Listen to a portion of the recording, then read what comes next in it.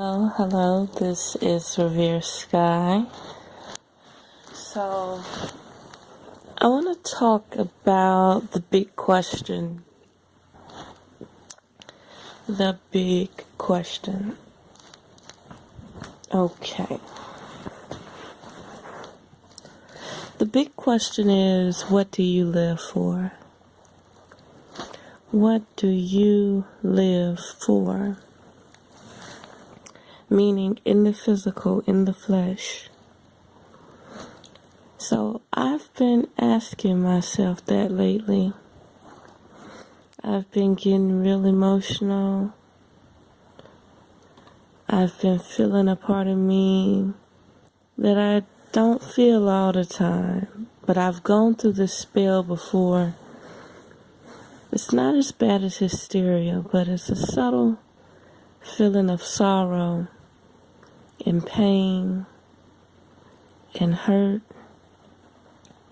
and denial and disrespect all at the same time. It's like when you question yourself, do you have free will? Do you have a choice? Are you free? All these things just start downloading. All these questions just start to download. And it has you feeling some type of way. It has me feeling some type of way. And the reason why this is the big question, what do you live for, is because we have choices that have come to the forefront. You can accept and turn the other cheek. You can be aware, accept, and turn the other cheek. You can be a lost soul and accept the circumstances and turn the other cheek. We're at a point in our lives where we have to make choices of what matters the most. I put the planet Earth, or the planet that we reside on, before me. And, some people may say, well, we're energy. We can't be destroyed. But right now we're in the physical, and we can be destroyed. Our physical reality, our physical manifestation, what we work so hard to accomplish and become, is being controlled and governed by people we can't even identify, beings we can't even identify, energies we can't even identify. That being said, I had to get to the point where I say, what am I living for? Yes, planet Earth can rid everything on the planet and start over. But should we have to go through that again? Should we have to be wiped off the face of the earth just to come to some form of respect for where we lay our head?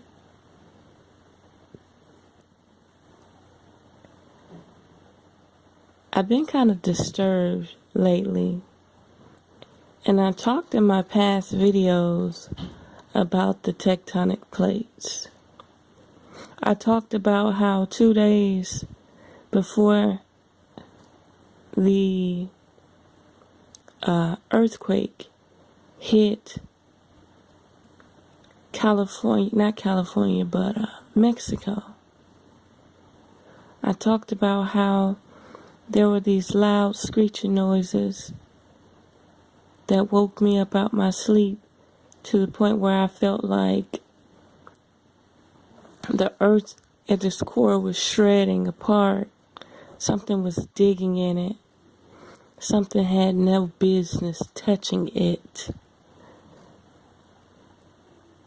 And somehow I had the gift to listen, to hear it. 2 days later, there was a earthquake in Mexico, a 8.0, I think. Now this is crucial. 2010, Haiti had an earthquake. And now that I've watched the documentary of 1804, they use a lot of terminology that I use, that I've been using for a very long time. And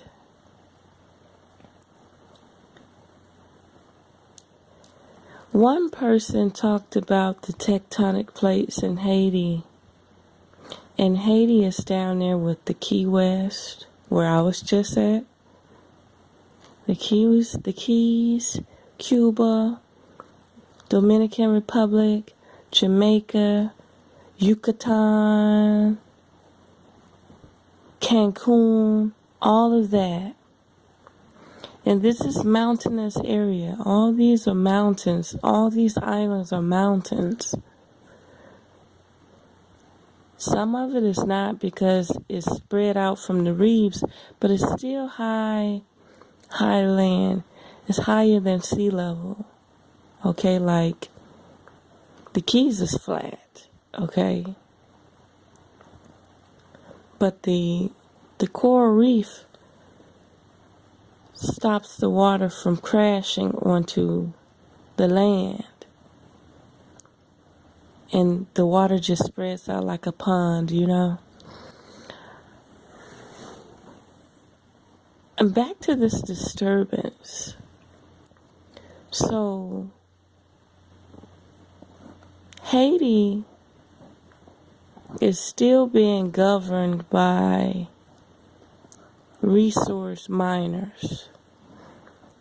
And the lady said something in the video of 1804 that was very, very, very important.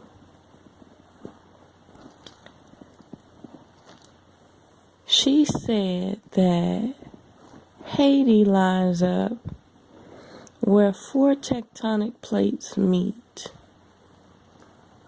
I think the North American tectonic plate, the South American tectonic plate, and 2 others.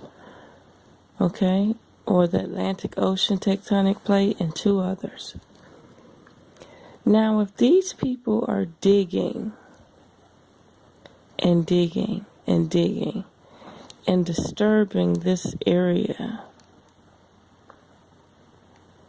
and mining this area, we're having problems.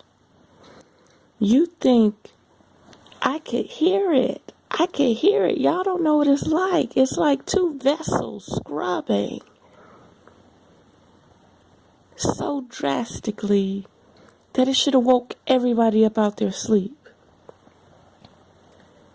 These people who jeopardize their freedom, their life, and their existence, and humanity, that dig and dig in these places are disturbing major mass tectonic plates. And everybody's taking it for granted. Just imagine that point 8 that hit Mexico.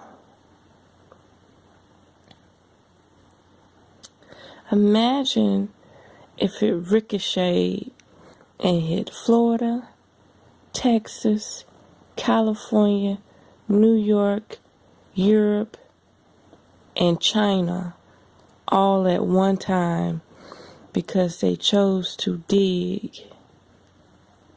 where 4 tectonic plates lie and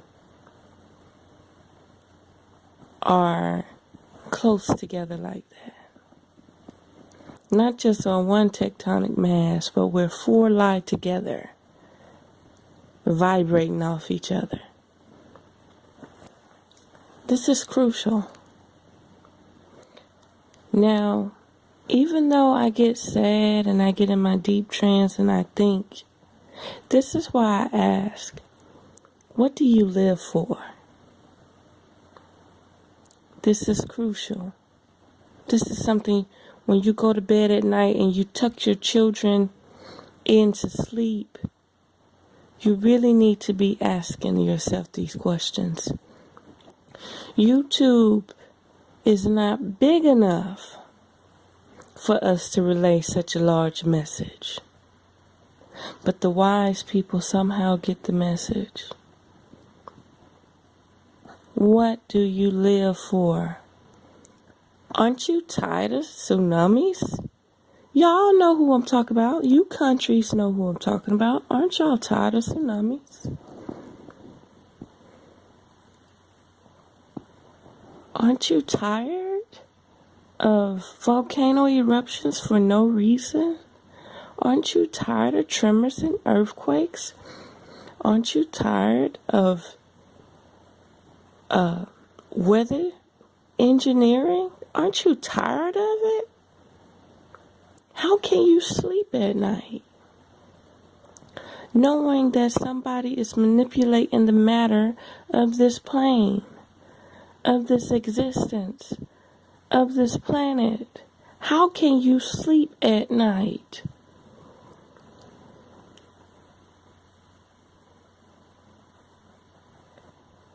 This is crucial. This is vital.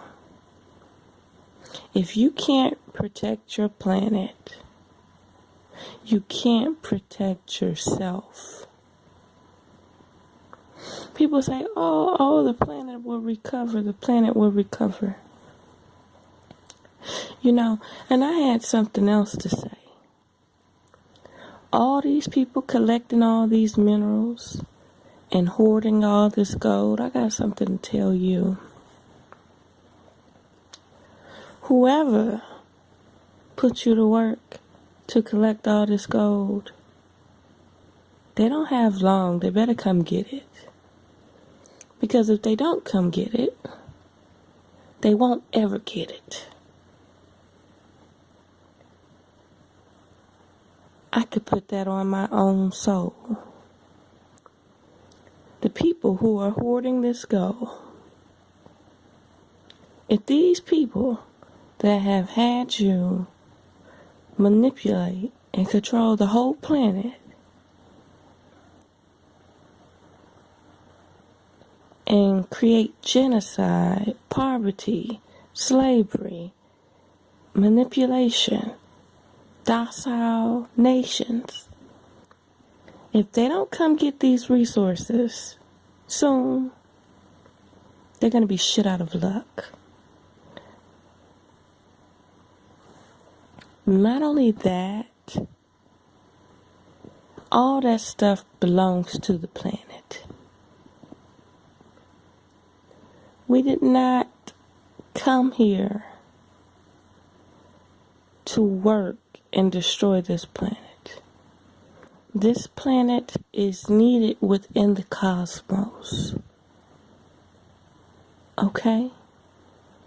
That's very, very, very, very crucial. This planet is needed within our ethereal structure. I don't care who says this is a prison or whatever. Yeah, we come here to mine. We're miners. But what I'm saying is, I've learned to value this place for what it truly is and how valuable it is. Instead of raping this planet of everything that it has, I'm opting out. I no longer want no part of it. Yes, I'll still peddle my little crystals here and there because That's the only thing of value right now that I can see with my own eyes and my own existence that actually works for me, that actually benefits me. Now,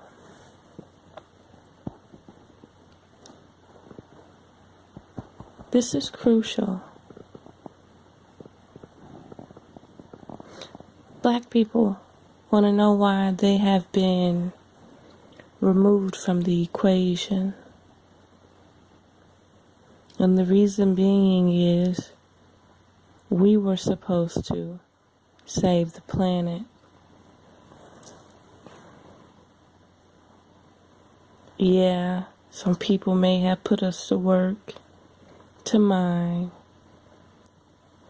But you know, the way I see it is, when they hoard all this gold, and I say to myself, if this gold is not leaving the planet, and it's still sitting here,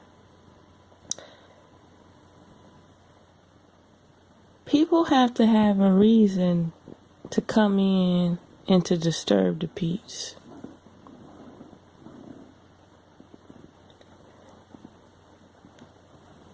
What's so funny is people want resources, but they're not willing to do it themselves. They would rather barter people with blood, sweat, and tears. And everything comes with a price. So if you continue to disturb the planet, when in fact the planet will actually protect itself and start over, we have a problem. See, it seems like we're dealing with some very suicidal people where they actually think by doing their job they will be rewarded, when in fact they have just been played by a higher intelligent being. The reason being is, just imagine you conquer the world and your reason is for resources. And yeah, you may end up giving these different beings the resources, but where does that leave you? What type of accomplishment does that leave you? You get what I'm saying? Because when it comes down to it, you're just a slave. They're not going to take you nowhere. They're not going to take you back to their planet. They're not going to take you back to their parallel universe. They're not going to take you to some peace, to some heaven. Oh no. Not only that, your children, your offspring will be enslaved. Do you get what I'm saying?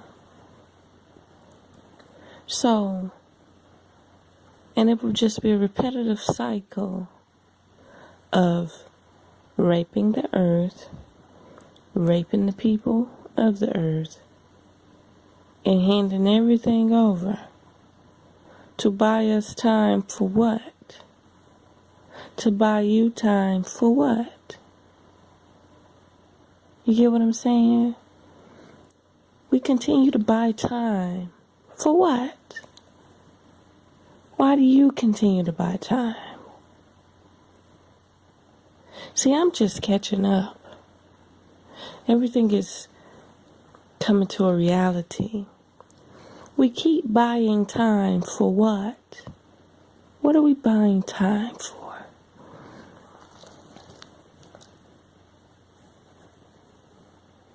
The oil drilling, the mining, the disturbance of the tectonic plates are going to cause some major catastrophes.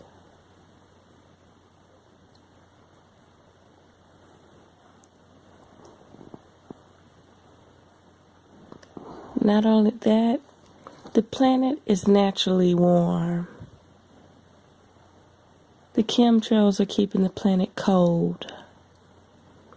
The sun is not able to circulate its ethereal solar power through the planet, through us, and back up, cycling it.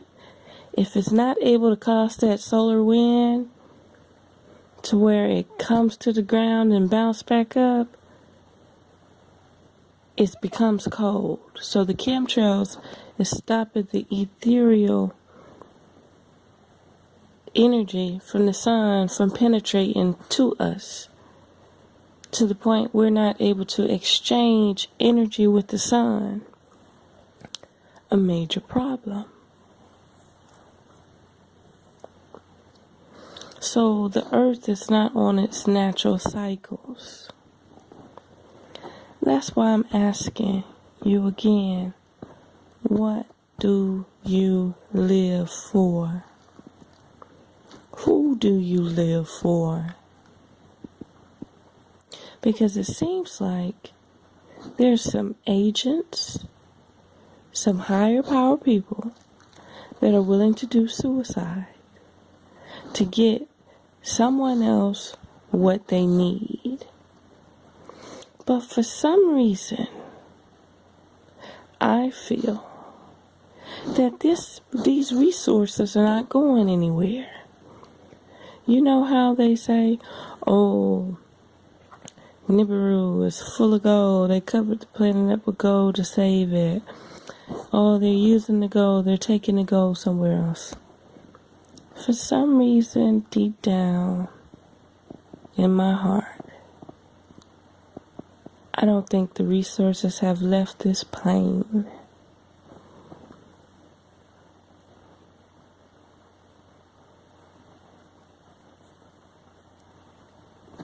And now I'm to that point where I'm like, you know what? We've been stripped of everything, our natural rights, our God-given birthrights, our blood rights, our human rights, our being rights, our cosmic rights, everything, our soul rights. We've been stripped of everything, even our natural resources. Even the planet has lost its rights. So again, I ask, what do you live for? Because I'm to the point where I can't see myself planting seeds, physical extensions of myself on this planet, to continue to be enslaved in something that we cannot seem to move forward or get in front of the ball of. No matter how much we explain how powerful we're supposed to be, it's not happening with where we need to be. We have too many distractions. We have too much self-doubt. We have too much disbelief. We rely solely on other people to feed us, a major problem. We rely on people to bring us water. Not only that, when someone is able to control the airways, that's your number one problem. We can get America back. We can get the whole planet back. But if somebody is controlling the airways, meaning the sky, if someone is controlling the sky, this means that they can control the temperature, the weather, the soil, the growth of the planet, the sunlight, the moonlight, the energies, and the frequencies. And they are doing it as we speak with chemtrails. So again, what do you live for? And this is mainly for people with children. Because if you don't have children, you've basically shut down your cosmic life force within this realm. But this is for the people with children. What do you live for? Because if you have an unstable planet, you're going to have unstable humans. You're going to have unstable animals. You're going to have an unstable ecosystem. I hope nature and this planet bless you with what it feels like or sounds like for tectonic plates to scrub, for metal to scrub in your head. I hope she bless you to hear what I heard and how devastating it was. These people are fucking with the core. They are touching stuff that they should not be touching. Not even on a bad day, they shouldn't be touching it. That's all I really have to say. Your home is the planet in this physical reality. Now it's time that you live like it's your home.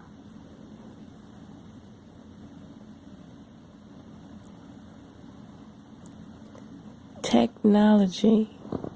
While there's people connecting spiritually, we need to be upgrading our technology very, very fast. We need access to technology. We need stuff to read the air. We need stuff to read the water. We need flying rights. Maybe we don't have land rights, but we need flying rights. I was looking at the UN. I wanted to know what the UN was and what it was all about. And when I was looking at the UN, they have all these different organizations that they're creating. And one of them really caught my attention.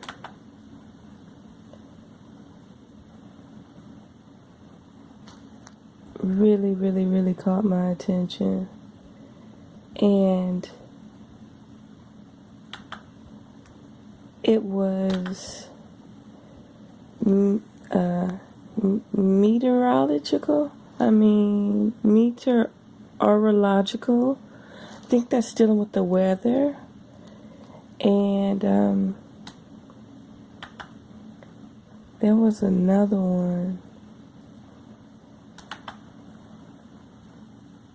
Yep, there was another one. For some reason, I'm having problems with Wi-Fi right now. That's pretty odd. So, yeah. And there was another one dealing with air traffic. And you wouldn't believe who's over the air traffic of the whole planet. China.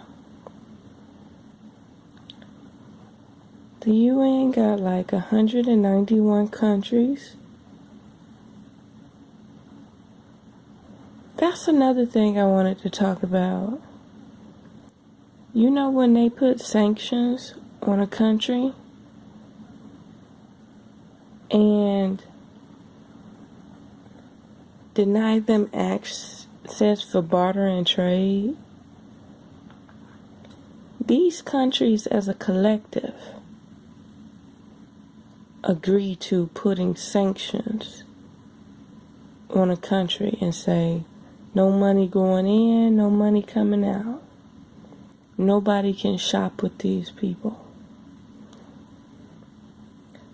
Now, when you look at the UN, there's about,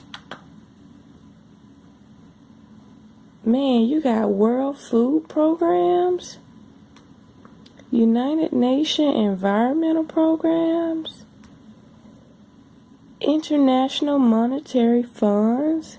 Man, it just goes on and on. United Nations security. But I don't get it.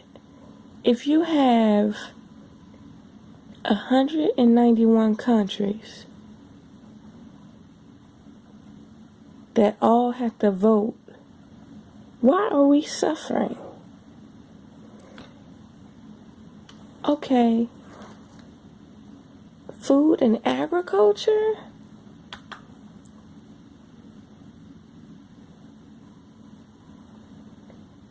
They have food and agriculture.